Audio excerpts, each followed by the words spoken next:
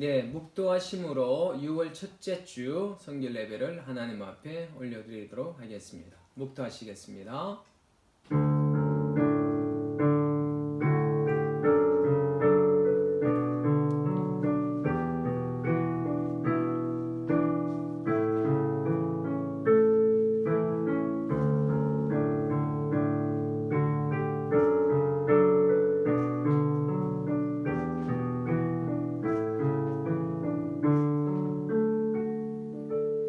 너희 의인들아 여호와를 즐거워하라.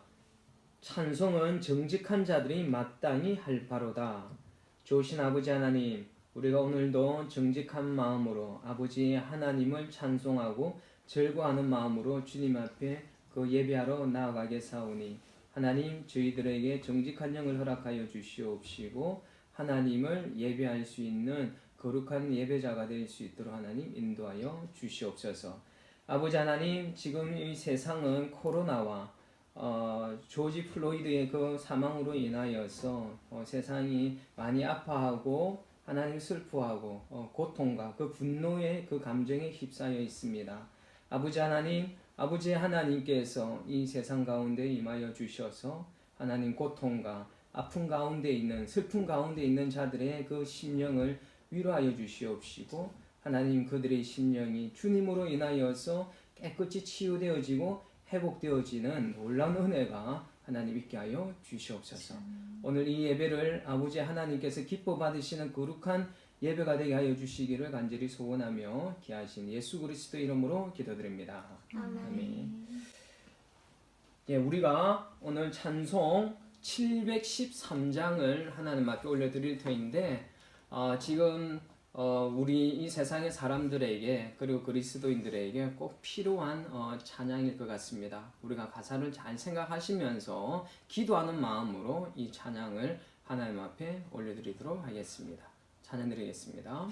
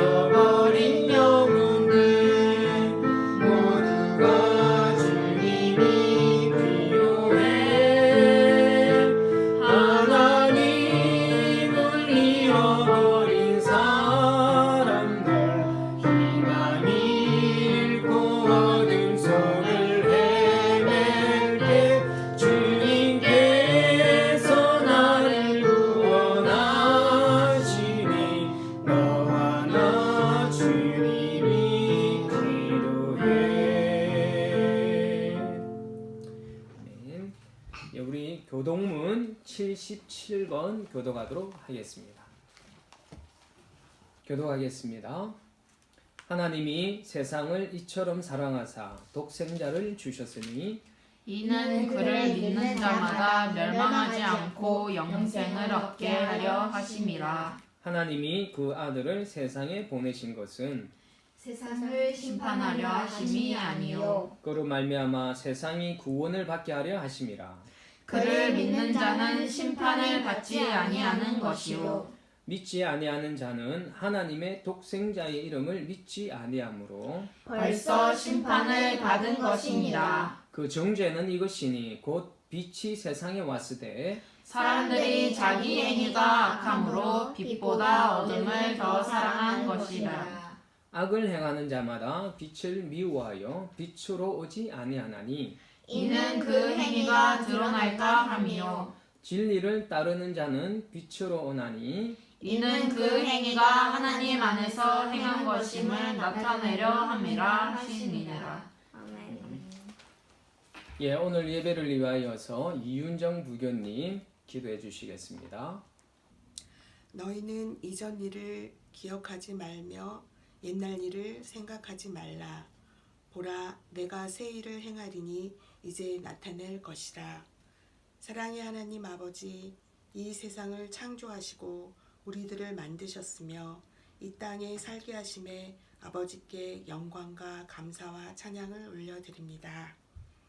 가정의 달인 5월도 지나고 벌써 1년의 반인 6월이 시작되었습니다. 우리 모두 코로나라는 전염병에 많은 생각과 반성과 또 삶의 또 다른 계획을 세워봅니다. 작은 것의 소중함과 느끼지 못했던 삶의 귀중함을 너무도 많이 느끼고 회개합니다. 이 시간 우리 모두가 각자의 가정에서 주일 예배를 올려드립니다. 오늘 이 시간까지 나의 나된 것이 모두 하나님의 은혜이며 내 뜻대로 살지 않게 인도하여 주시옵소서. 하나님 아버지를 더욱 절실히 찾게 하시고 우리와 늘 함께 동행하여 주시옵소서. 그리하여 지난 모든 일들은 기억하지도 돌이키지도 않게 하시며 새로운 세상 하나님의 나라를 이루게 하시옵소서. 아버지, 내 가정의 건강과 행복과 지역과 나라와 온 세계의 질병과 가난과 폭동으로부터 보호하여 주시고 온전히 아버지의 나라로 이루시며 모든 영광을 받으시옵소서. 함께 모여 예배드리지 못하지만 아버지의 성전 우리 구세군 한인영문을 축복하시고 곧 함께 모여 예배 드릴 수 있음을 소망합니다. 오늘 말씀 전하시는 담임사가님의 입술을 은혜로 강건케 하시며 그 말씀 선포될 때에 마른 뼈를 살리는 생명의 말씀 되게 하시옵시고 또한 온 세상이 힘든 시간을 보내고 있지만 이 모든 시간들은 우리가 환난 중에도 즐거워하나니 환난은 인내를, 인내는 연단을, 연단은 소망을 이루게 하심이라 하신 말씀처럼 매일매일 말씀 붙들고 기도로 하나님의 은혜로 우리의 삶을 살게 하시옵소서. 아버지, 오늘 이 예배를 어느 때보다 더욱 뜨겁게 간절하게 드리며 모든 기쁨과 사랑과 영광을 아버지께 올려드립니다. 이 모든 말씀 살아계시고 우리를 눈동자와 같이 지키시는 예수 그리스도의 이름으로 감사하며 기도드렸사옵나이다. 아멘. 예, 이어서 성경 봉독하도록 하겠습니다. 오늘 본문의 말씀은 지난 2주 전에 있었던 예레미야 말씀을 이어서 함께 나누도록 하겠습니다. 오늘 본문 말씀은 예레미야서 7장 8절에서 15절 말씀입니다. 예, 오늘 성경 봉독은 차예원 어른이 나와주셔서 봉독해 주시겠습니다. 보라, 너희가 무익한 거짓말을 의존하는도다. 너희가 도둑질하며 살인하며 간음하며 거짓 맹세하며 바알에게 분향하며 너희가 알지 못하는 다른 신들을 따르면서 내 이름으로 일컬음을 받는 이 집에 들어와서 내 앞에 서서 말하기를 우리가 구원을 얻었나이다 하느냐. 이는 이 모든 가증한 일을 행하려 함이로다. 내 이름을 일컬음을 받는 이 집이 너희 눈에는 도둑의 소굴로 보이느냐. 보라, 나 곧 내가 그것을 보았노라. 여호와의 말씀이니라. 너희는 내가 처음으로 내 이름을 둔 처소 실로에 가서 내 백성 이스라엘의 악에 대하여 내가 어떻게 행하였는지를 보라. 여호와의 말씀이니라. 이제 너희가 그 모든 일을 행하였으며 내가 너희에게 말하되 새벽부터 부지런히 말하여도 듣지 아니하였고 너희를 불러도 대답하지 아니하였느니라. 그러므로 내가 실로에 행한 같이 너희가 신뢰하는 바 내 이름으로 일컬음을 받는 이 집 곧 너희와 너희 조상들에게 준 이곳에 행하겠고 내가 너희 모든 형제 곧 에브라임 온 자손을 쫓아낸 것 같이 내 앞에서 너희를 쫓아내리라 하셨다 할지니라. 아멘. 할렐루야. 한 주간 잘들 지내셨습니까? 예, 지금 오늘 이 시간에 여러분들이 예배드리러 나온 그 자리에 그냥 동영상 앞에 앉아 계신 것이 아니라 하나님 앞에 예배 드리는 예배자의 마음으로 오늘 이 화면 앞에 나와 계신 줄로 믿습니다. 그냥 대충 동영상 보는 시간이 아니라 하나님 앞에 간절한 마음으로 하나님이 기뻐하시는 거룩한 예배를 드리는 시간이 될 수 있기를 예수님의 이름으로 축복합니다. 요즘 코로나와 미국의 그 조지 플로이드라는 그 흑인 그 사망 사건으로 인하여서 세상이 참 많이 시끄럽습니다. 이런 질병과 그리고 이 레이시즘을 바라보면서 우리 크리스찬들에게 하나님께서 지금 현재 우리에게 말씀하고 싶은 것이 무엇인지 우리 크리스찬들은 좀 잠잠히 하나님 앞에 귀를 기울이고 우리의 삶을 한번 되돌아볼 수 있는 시간을 가질 수 있기를 부탁드리겠습니다. 우리가 이 하나님의 형상으로 창조되어진 사람들이지 않습니까? 하나님의 형상으로 백인이든 흑인이든 황인종이든 모두가 하나님의 형상으로 창조되어진 존재이기에 모든 사람들이 어떤 모습으로 있을지라도 똑같이 서로가 존중받고 사랑받을 만한 가치가 있는 존재들인데 우리가 서로가 좀 더 낫고 좀 더 열등하다라는 어떤 그런 인본주의적인 생각을 가지고서 이 세상 가운데 많은 분열들이 생겨나고 있는 것 같습니다. 우리가 이렇게 지금 영국에서 살아가고 있는 우리 동양인들, 특히 우리 한국 사람들도 종종 이곳에 있는 백인들에게 어떤 그런 약간은 어떤 레이시즘과 같은 인종주의적인 어떤 그런 발언들이나 어떤 그런 시선들을 받을 때가 있습니다. 여러분 그런 시선 받았을 때 기분 참 많이 나쁘셨죠, 그렇죠? 우리가 참 기분이 나쁜 것처럼 어쩌면은 우리 스스로도 이 백인들 아닌 제3세계에 있는 사람들, 동남아시아계 사람들이나 특히 이 땅에는 북한 사람들도 종종 보이지 않습니까? 우리가 그런 사람들을 바라보면서 혹여나 우리의 마음에 우리는 저 북한 사람들보다 저 동남아시아계, 베트남계 이런 사람들보다 우리는 좀 더 낫다라는 우리가 어떤 그런 마음을 엄밀하게 품고 있지는 않은지 어떤 그런 교만은 우리 가운데는 없는지 우리가 한번 돌아볼 수 있는 시간이 될 수 있으면 좋겠습니다. 지금 인종주의적인 이 사건으로 인하여서 많은 사람들이 지금 아파하고 죽기도 하고 큰 상처를 입고 있습니다. 우리가 정말 이러한 상황을 바라보고 계시는 그 하나님의 마음이 어떨지 우리가 한번 또 생각을 해보고 또 지금 상처 있고 고통 가운데 있는 그들을 위하여서 정말 그들이 온 찬양의 가사처럼 정말 주님이 필요한 시대인 것 같습니다. 우리가 그들을 위하여서 정말 그들에게 주님이 임하셔서 그들의 마음을 상한 마음들을 회복시킬 수 있는 놀라운 은혜들이 이 세상 가운데 일어날 수 있도록 우리 리몰던 성도들은 함께 기도할 수 있기를 부탁드리겠습니다.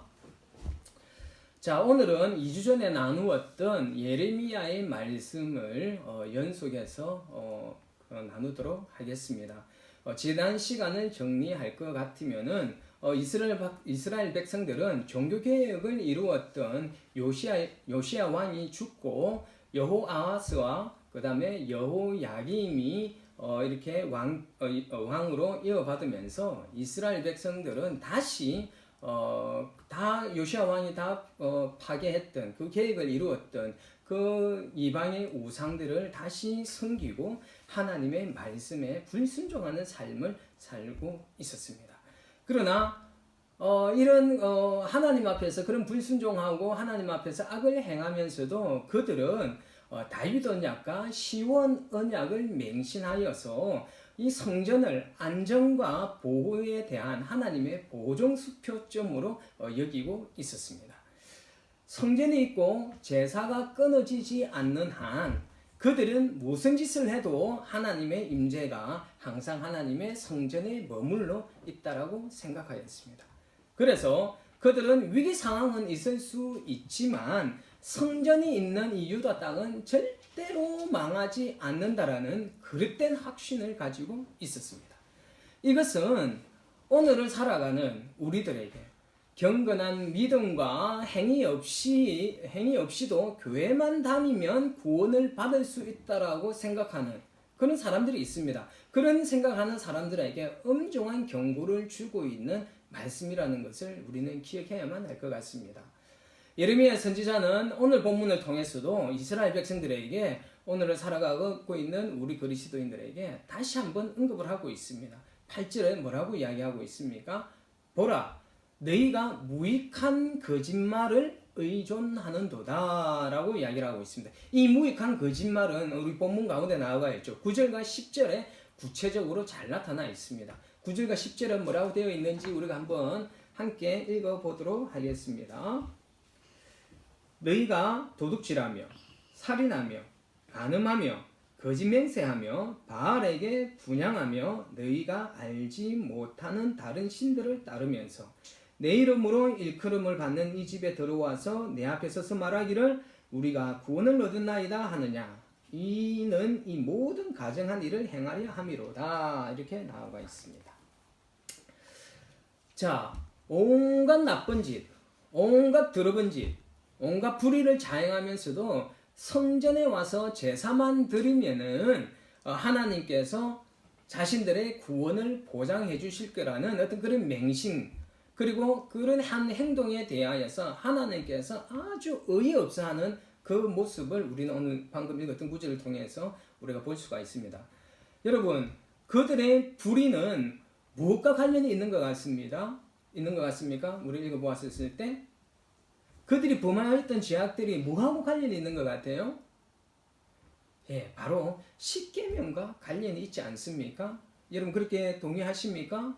우리 보면은 도둑질 하는 내용이 나오죠. 도둑질은 십계명의 어느 계명에 속하고 있습니까? 8계명을 어기는 것이죠. 그리고 살인은요 6계명을 어기고 있는 것입니다. 그리고 간음하다는 7계명을 어기고 있습니다. 그리고 거짓맹세, 여러분 거짓맹세, 이들의 맹세는 누구의 이름으로 합니까? 하나님의 이름으로 그들은 맹세를 하고 있습니다. 그러니까 이 거짓맹세는요 정확하게 일치하지는 않지만 대부분의 학자들은 세 번째 계명인 너는 너의 하나님 여호와의 이름을 망령되이 일컫지 말라와 이렇게 연결시키고 있습니다. 그리고 바알에게 분향하고 알지 못하는 신을 따르는 것은 몇 계명을 어긴 것입니까? 바로 1계명과 2계명을 어긴 것입니다. 유다 백성들은 입으로는 하나님을 사랑한다라고 하면서 그들은 행동으로나 태도를 보았을 때는 하나님을 거역하고 우상을 섬기는 삶을 살고 있었습니다. 이처럼 그 유다 백성들은 철저하게 하나님의 그 십계명을 어기는 삶을 살았습니다. 이스라엘 백성들과 하나님이 시내산에서 언약을 맺었지 않습니까? 언약의 관계를 맺었지 않습니까? 이들은 하나님과 맺었던 언약의 관계를 스스로 지금 파괴해 나가고 있는 것입니다. 하나님과 맺은 언약의 관계를 스스로 파괴하면서 아주 뻔뻔한 모습으로 하나님 앞에서 살아가고 있습니다. 여러분, 요즘 한국에서 가장 핫했던 드라마, 가장 이슈가 되었던 드라마가 있었습니다. 이제 그 드라마가 이제 끝난 거로 알고 있는데, 여러분 그 드라마, 여러분 스카이인가 하여튼 그거로 드라마를 보신 분들 아마 계실 것 같습니다. 저도 인터넷 뉴스에서 하도 떠들어대서 그 부부의 세계라는 그 드라마를 한번 보았습니다. 그 부부의 세계에 보면 그런 내용이 나오지 않습니까? 이 주인공 남편이 이렇게 바람을 피울 때 자신의 아내 앞에서는 여보 사랑해, 나는 당신밖에 없어, 당신이 최고야 이라고 온갖 그런 달콤한 말을 하지만 집 밖으로 나가고는 다른 여인과 바람을 피우지 않습니까? 그런데 이 아내가, 그 주인공 김희애가 그 남편이 바람 피우는 것을 어느 순간 알지 않습니까? 어느 순간 알게 되면서 참 마음이 무너져 내립니다. 어느 순간 알고 있는데 이 남편은 그 아내가 모르는 줄 알고 계속해서 바람 피우면서 자신의 아내에게는 아무 일이 없었던 듯이 행동하는 이 남편의 모습, 얼마나 가증스럽고 역겹게 보였겠습니까? 그러나 아내는 이 남편이 용서받을 수 있는 기회를 주지 않습니까? 정직하게 자신이 하고 있는 그 바람 피우는 그것을 갖다가 인정하고 용서를 구하면 용서해 줄 어떤 그런 마음을 가지고 한두 번 기회를 줍니다. 솔직하게 이야기하라고. 여자가 없느냐고 물어봤을 때 끝까지 없다라고 이렇게 발뺌을 하지 않습니까? 그래서 남편은 끝까지 자신의 잘못을 숨기면서 계속해서 바람을 피웁니다. 결국 자신이 바람 피우고 있는 것을 그 부인이 알고 있다라는 것을 알고서 그 아내 앞에서 이 남자 주인공이 아주 뻔뻔한 말을 하지 않습니까? 저는 그 대사를 들으면서도 이야, 저거 확 지고 싶다 이런 생각이 들었습니다. 뭐라고 합니까? 자신의 아내 앞에서 그 불륜의 저지른 것을 들켰을 때, 야, 사랑한 게 죄는 아니잖아. 그렇게 이야기하지 않습니까? 아니 어떻게 자신의 아내 앞에서 다른 여자를 사랑한 것이 죄가 되느냐고 아주 뻔뻔하게 이렇게 이야기하는 그 남자의 그 뻔뻔스러움을 보면서 같은 남자이지만은 팍 가서 두고 차고 싶은 어떤 그런 화가 날 지경이었습니다. 여러분, 저는 이 드라마는 이것을 보면서 이 이스라엘 백성들과 하나님의 관계 또는 나와 우리 지금 이 땅의 그리스도인들과 하나님과의 어떤 그런 관계를 생각해 보았습니다. 지금 이스라엘 백성들도 하나님 앞에서 이렇게 뻔뻔한 마음을 품고 있었던 것 같습니다. 아니 좀 더 잘 살고 싶어서 하나님 말고 다른 신을 섬길 수 있잖아요. 뭐가 그것이 그렇게 죄가 됩니까? 라고 이렇게 부부의 세계에서 나온 김희애의 남편이 뻔뻔하게 했던 것처럼 우리가 그렇게 이스라엘 백성들이 그렇게 뻔뻔하게 말을 하고 또 그 안에서 보여지는 그 김희애가 느끼는 어떤 그런 분노와 아픔, 이 마음을 하나님이 지금 이 이스라엘 백성들에게 또는 어쩌면은 지금 우리들에게 이런 마음을 느끼고 있지 않을까 그런 생각을 해보게 되었습니다. 하나님께서는 이스라엘 백성들이 하나님 앞에 제사 드리러 나올 때 그들이 우상을 섬기고 음란한 행동을 하고 하나님께서 부탁하셨던 그 십계명을 아주 쉽게 어기는 그 행동들은 다 알고 계셨습니다. 하나님이 모르셨겠습니까? 당연히 다 알고 계셨죠. 그런데 하나님 앞에 나올 때 아무 일 없었던 것처럼 아까 그 김희애 남편처럼 아무 일 없었던 것처럼 자신이 한 행동들은 아무 잘못이 없었던 것처럼 하나님 앞에 제사를 드리면서 하나님 사랑합니다. 하나님 나를 보호해 주십시오. 라고 하는 그 모습들이 얼마나 가증스럽게 보여졌겠습니까? 그래서 하나님께서는 너무 어이가 없으셔서 그들에게 10절에 말씀하시죠. 내 이름으로 일컫는 집에 들어와서 내 앞에 서서 말하기를 우리가 구원을 얻었나이다 하느냐. 얼마나 하나님께서 화가 나시고 정말 지금 분노하시는 것 같습니까? 이는 이 모든 가증한 일을 행하려 함이로다 이렇게 말씀하고 계십니다. 여러분, 우리가 이 이스라엘 백성들과 같은 잘못된 신앙을 가지고 하나님 앞에서 혹시나 살아가고 있지는 않습니까? 온갖 죄악을 다 저지르고 있으면서도 교회만 다니면 당연히 나는 이미 구원받았다. 그리고 하나님께서 나에게 복을 주실 것이다. 라고 잘못된 믿음을 가지고 잘못된 삶을 살고 계시지는 않으십니까? 그런 우리들에게 하나님께서 이스라엘 백성들에게 너희가 구원을 진짜 받았다고 생각하느냐? 라고 이렇게 물으시는 것처럼 지금 오늘 이 시대를 살아가고 있는 우리 그리스도인들에게 진짜 너희는 구원을 받았다라고 생각하느냐? 라고 우리에게 지금 질문하실 때 여러분 뭐라고 대답하시겠습니까? 여러분 지금 우리가 예배의 자리에 나와 있지만 우리의 마음과 생각뿐만 아니라 우리의 삶의 모습들은 그리스도인으로서의 그 삶을 제대로 살지 못하고 있으면서도 하나님께 예배 드려 주었으니까 하나님 앞에 예배 드려 주었으니까 마치 적선하는 것처럼 예배 드려 주었으니 나의 구원은 여전히 변함이 없고 하나님께서 우리의 삶에 복을 주실 것이라고 착각하고 있지는 않으십니까? 하나님은 지금 우리들의 믿음을 점검해 보시라고 말씀하십니다. 나의 믿음이 진짜인지 가짜인지 하나님은 우리 스스로에게 물어보라고 점검해 보라고 말씀하시고 계시는 것입니다.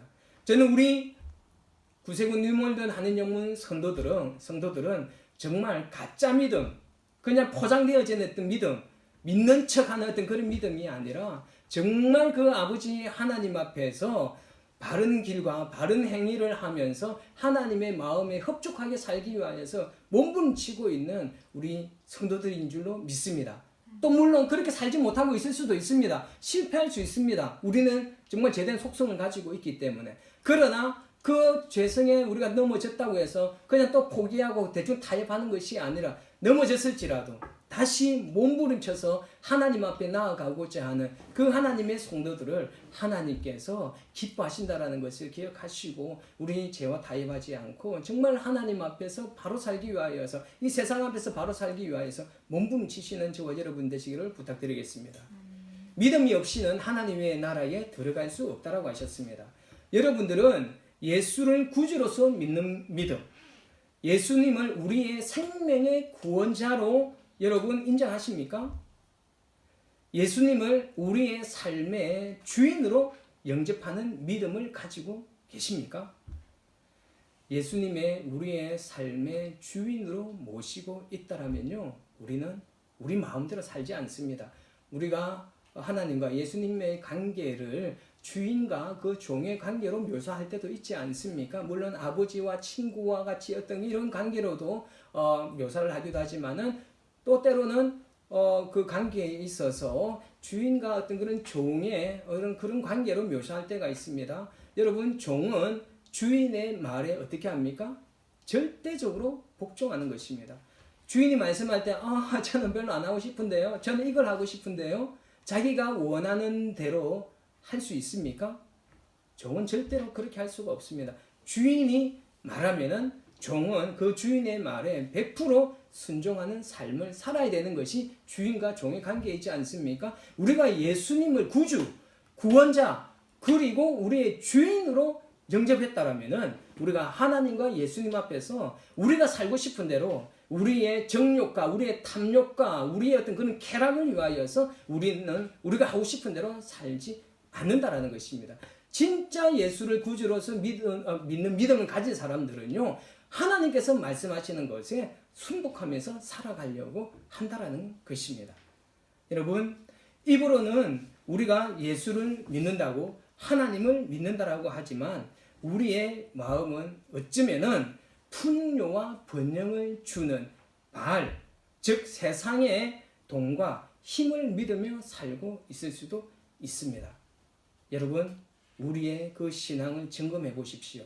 우리가 믿고 있는 우리의 믿음이 정말 바알을 섬기고 있는지 아니면 진짜 예수 그리스도를 하나님을 우리가 섬기고 있는지 우리가 냉정하게 점검해 보셔야 될 필요가 있을 것입니다. 질문 한번 해보겠습니다. 여러분들과 저는 진짜 예수를 믿고 있습니까? 정말 하나님을 믿고 하나님의 자녀다운 삶을 사는 믿음을 가지고 있는지 우리가 다시 한번 질문해 보았으면 좋겠습니다. 이 예수를 믿는 믿음이 없으면은 우리들의 믿음을 증명할 수 있는 삶을 살고 있지 않다라면 우리가 가지고 있는 구원에 대한 확신은 어쩌면 착각일 수도 있습니다. 하나님의 눈으로 우리의 믿음과 우리의 삶을 점검해 보시고 우리의 구원에 문제가 없는지 좀 냉정하게 바라볼 수 있기를 부탁드리겠습니다. 예레미야는요, 윤리적인 어떤 그런 부패에도 불구하고 잘못된 그 미신적인 안전의식에 사로잡힌 이스라엘 백성들을 비판하고 있습니다. 이들은 예루살렘 성전을 여호와가 계시는 성전으로 보았지만은요, 예레미야의 눈에 비춰진 성전은 여호와의 성전이 아니었습니다. 여호와의 성전이 아니라 하나님의 임재가 떠나버린 하나의 건물로만 보았습니다. 그것이 10절에 나와 있지 않습니까?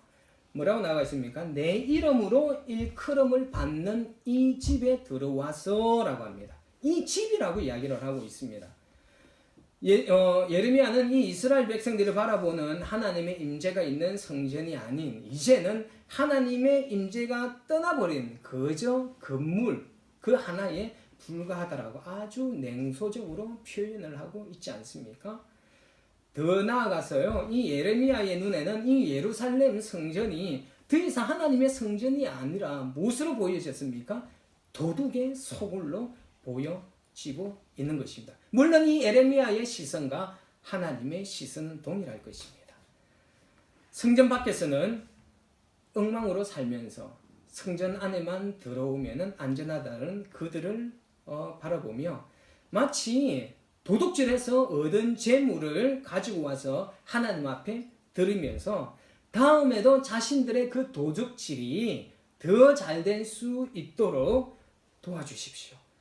그 거짓말이나 내가 지금 하고 있는 것이 제약된 것이 더 잘 성공할 수 있게 해달라고 그렇게 재물을 드리는 그 모습, 그리고 도와주실 걸로 믿습니다 라고 하는 이들의 모습, 정말 이 희희낙낙하는 도둑놈들과 같은 무리로 하나님께서는 보고 계시다라는 것입니다.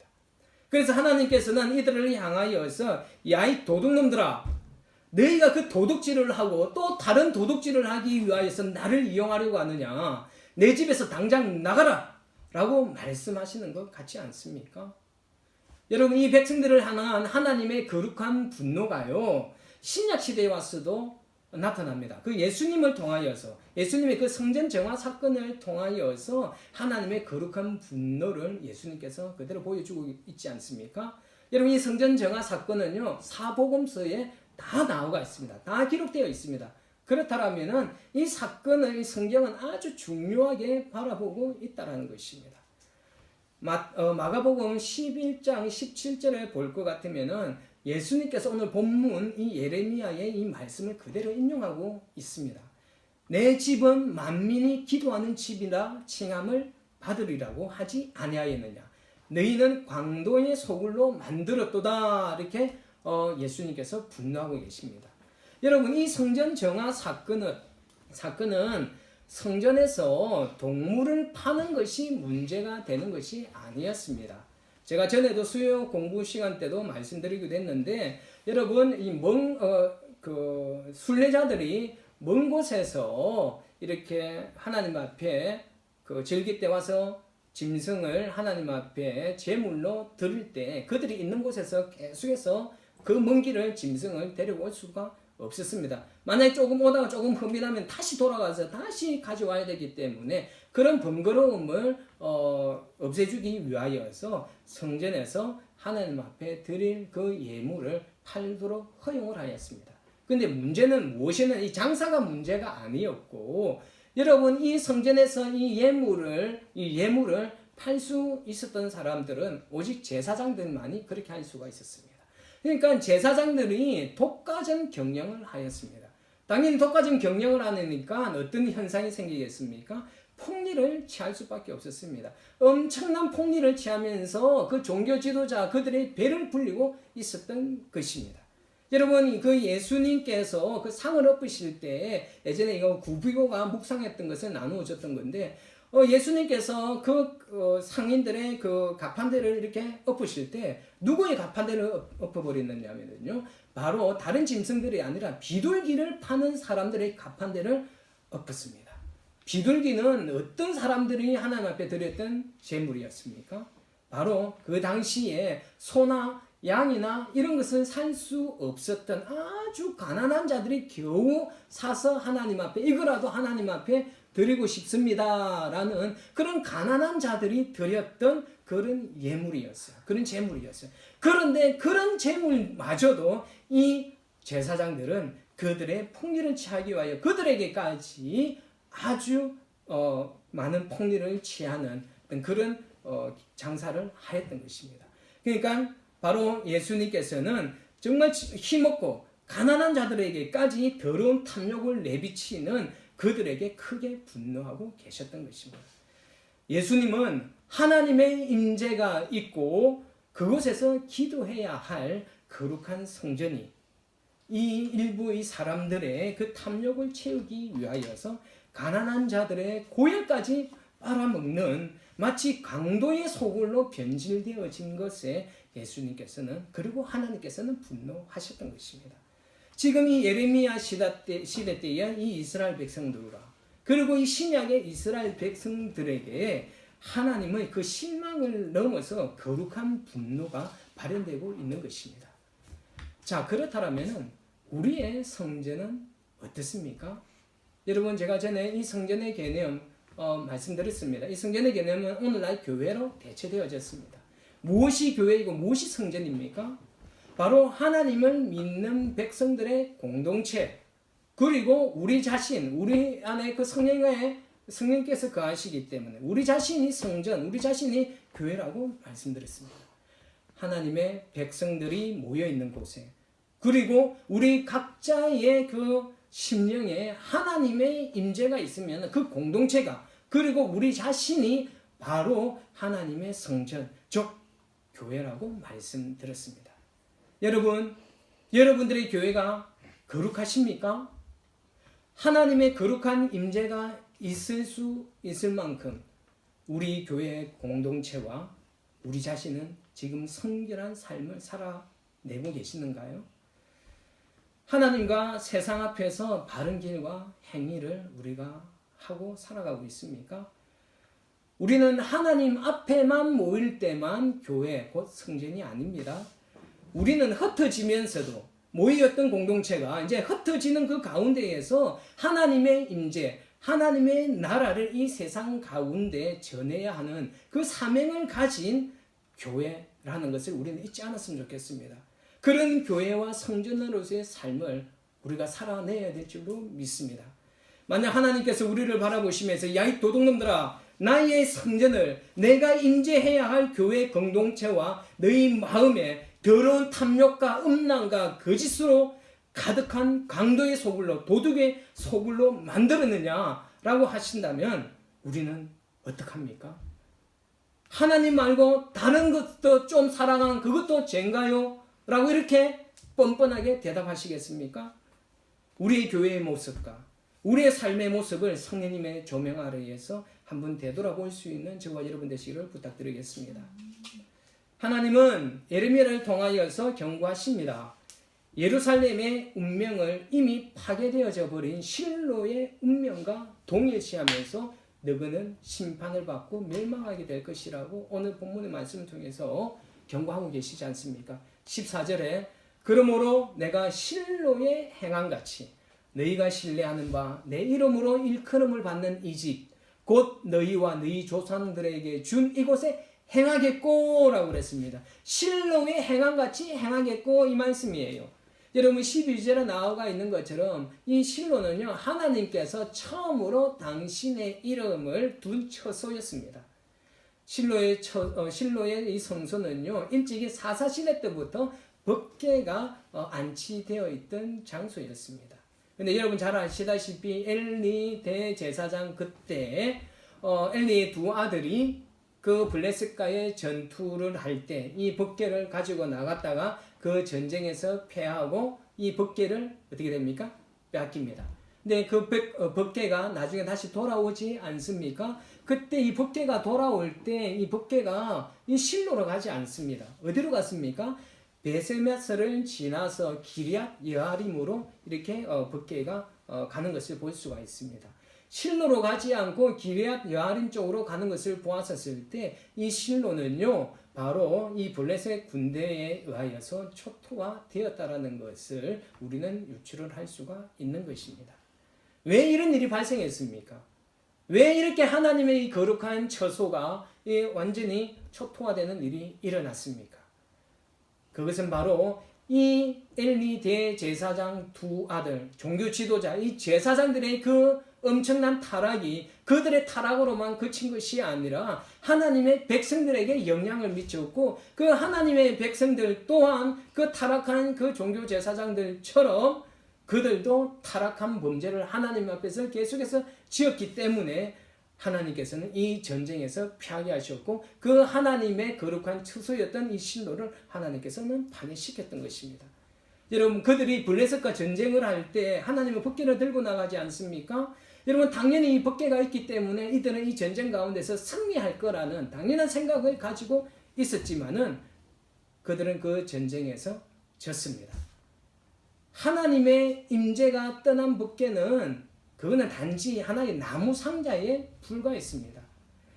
이스라엘의 범죄가 임했던 이스라엘의 그 범죄가 법궤에 있었던 하나님의 임재를 떠나가게 만들었고, 아무리 법궤가 있어도 그들은 그 전쟁에서 승리할 수가 없었던 것입니다.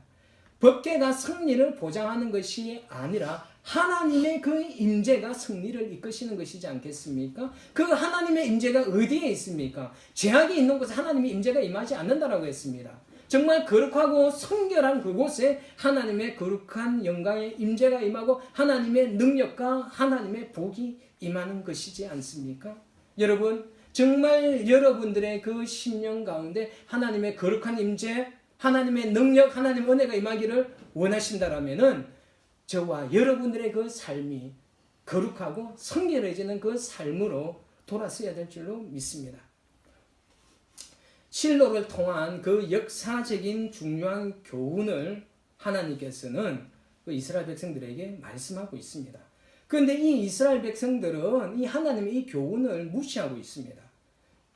그리고 15절에 볼 것 같으면은요, 사사시대보다는 좀 더 가까운 그 과거, 에브라임 족속들, 즉 에브라임 족속이 뭐를 상징합니까? 바로 북이스라엘 백성을 상징하고 있지 않습니까? 이 북이스라엘 백성들이 지금 현재로 그 남유다의 백성들처럼 하나님을 거역하고 하나님 앞에서 우상을 섬기고 온갖 죄악을 범하다가 아수르에 의하여서 멸망했다라는 거, 이들 너무도 잘 알고 있었습니다. 이 과거의 이 역사의 교훈을 비추어서 지금 그들의 그 삶을 비교해 보고 그것들이 정말 하나님의 그 징계를 받을 위험에 있다라는 것을 그들은 깨닫고서 하나님 앞으로 돌아서야 했지만은 그들은 너무도 미련하고 무지하게 여전히 그들은 자기들이 어디에 서 있는 줄도 몰랐습니다. 그 시온 언약과 다윗 언약에 거기에 취하여서 그들에게는 아무 해가 없을 것이라는 그런 착각 가운데서 그들은 구원받을 수 있을 것이라는 어떤 그런 마음으로 가득해 있었기 때문에 그들은 당연히 패배가 없고, 그렇기 때문에 그들은 굳이 회개하고 하나님 앞에 돌아서야 된다는 어떤 그런 마음을 가질 필요가 없었던 것입니다. 여러분, 우리는 이 성경에서 일어난 이 사건을 통하여서 하나님의 성품을 이해하고 과거의 역사를 교훈 삼아서 우리의 삶을 돌아보아야만 하는 것입니다. 지금 하나님께서 예레미야의 그 설교의 본문을 통하여서 이스라엘 백성들에게만 말하는 것이 아니라 지금 현재 이 시대를 살아가고 있는 우리의 삶을 돌아보고 회개를 요청하고 계십니다. 그런데 혹시 우리가 여전히 이 미련한 이스라엘 백성들처럼 이 세상에서 우리의 탐욕과 정욕과 거짓을 일삼으면서 우리가 교회 다닌다는 그 이유 때문에 우리가 구원받고 안전한 삶을 살게 될 것이라는 잘못된 믿음을 가지고 계시지는 않습니까? 우리의 마음의 성전을 도둑의 소굴로 만들고 있으면서 여전히 하나님의 임재가 우리 안에 머물러 있다라고 생각하지 않았으면 좋겠습니다. 우리 삶을 한번 되돌아봤으면 좋겠습니다.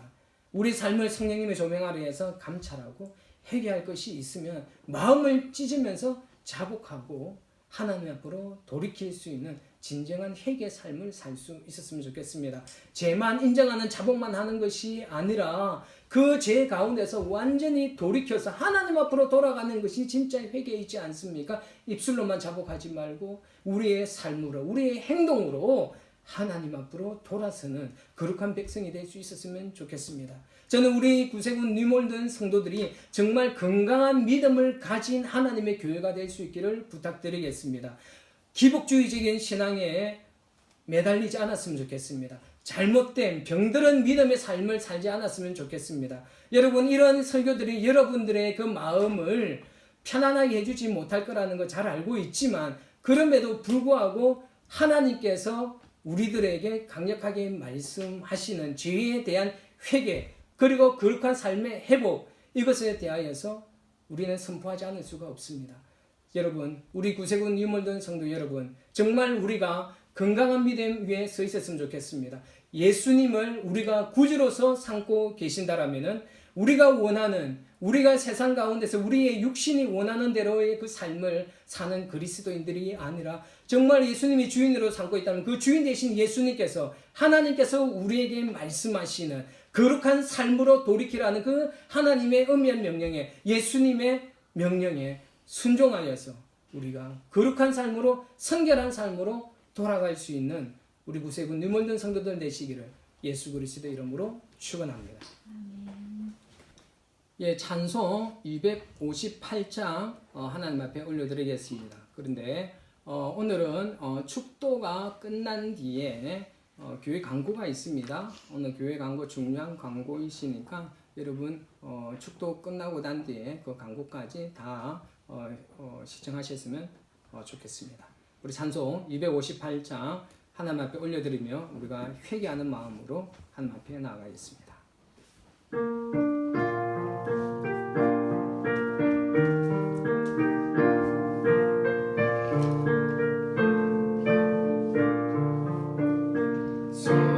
샘물과 같은 보혈은 주님의 피로다. 보혈의 죄를 씻으며 정한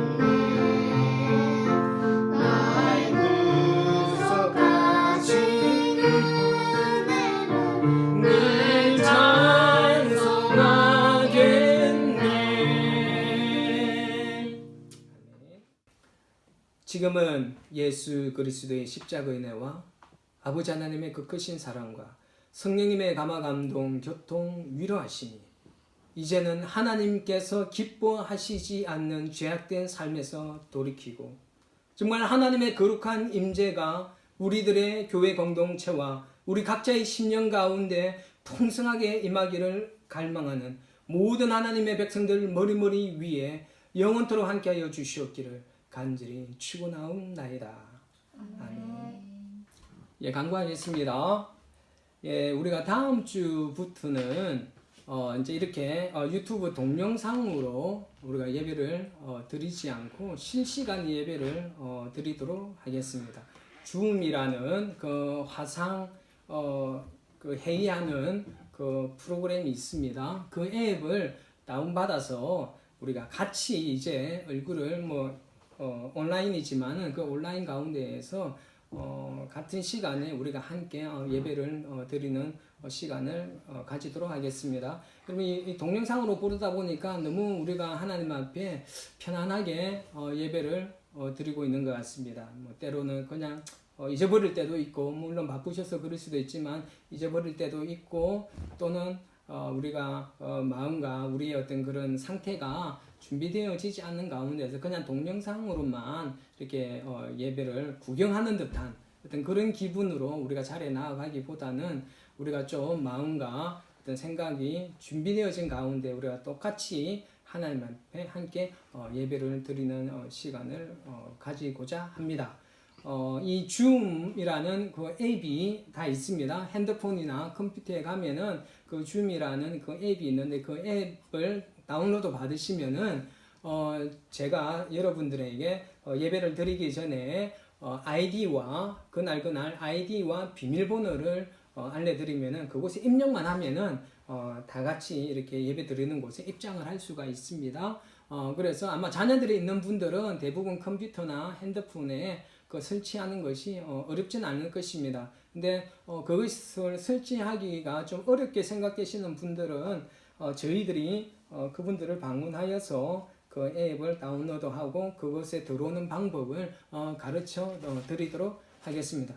물론 제가 이런 거는 잘 하지 못하고 우리의 큰딸 예원이와 함께 방문해서 여러분들에게 이것을 다운로드 받고 할 수 있는 것을 설치하고 가르쳐 드리도록 하겠습니다. 그리고 두 번째로는요, 이제 이 팬데믹 기간이 한 7월 달쯤에는 이렇게 함께 이렇게 예배할 수 있는 어떤 그런 시간들을 줄 것 같은데, 물론 정확하지는 않습니다. 그래서 제가 생각하기에 우리 성도들의 어떤 그런 영적인 그 삶을 이렇게 주일날 예배 한번 드리는 것으로는 우리의 영적인 삶이 회복이 되고 하나님의 은혜 가운데 살아갈 수 없을 것 같아서 소그룹 성경 공부 그냥 제자 양육 프로그램을 시작하고자 합니다. 그래서 소그룹입니다. 그래서 한 그룹당 3명 이상은 넘기지 않으려고 합니다. 그래서 여러분 이 소그룹 양육 훈련을 받으시기를 원하시는 분들은 저에게 개인적으로 신청을 해주시면은 그분들과 함께 소그룹 양육 훈련을 하도록 하겠습니다. 기초반은 당신은 행복하십니까? 라는 어떤 그런 교재가 있고요. 중급반은 예수님의 살아, 둘 다 유기성 목사님의 어떤 그런 교재인데 참 좋은 교재인 것 같습니다. 기초반과 중급반 각 그룹에 3명씩을 선착순으로 모집하겠습니다. 그리고 그분들 선착순으로 모인 그분들과 함께 이 제자 양육 훈련을 시작하도록 하겠사오니 빨리 선착순으로 빨리 신청해 주시면은 함께 제자 훈련을 시작하도록 하겠습니다. 예, 지난 며칠 동안 우리 황정희 여사관이 여러분들이 이 팬데믹 기간 동안에 하나님의 말씀을 묵상하고 하나님과 교제할 수 있도록 하는 교재를 만들었습니다. 한 달 동안 할 수 있는 그 교재인데요. 유스 그림은 영어로 만들었고 어른분들은 이렇게 한글로 이렇게 교재를 만들었습니다. 그것을 여러분들에게 배달해 드릴 테니 여러분 그걸 가지고서 혼자 계실지라도 그것을 읽으면서 하나님의 말씀을 묵상하시고 하나님과 좋은 영적인 교제가 있었으면 좋겠습니다. 여러분 한 주 동안 하나님과 함께 동행하시고 여러분들의 그 삶이 하나님으로 인한 평강과 기쁨이 충만하시기를 예수님의 이름으로 축복합니다. 다음 주에 뵙도록 하겠습니다.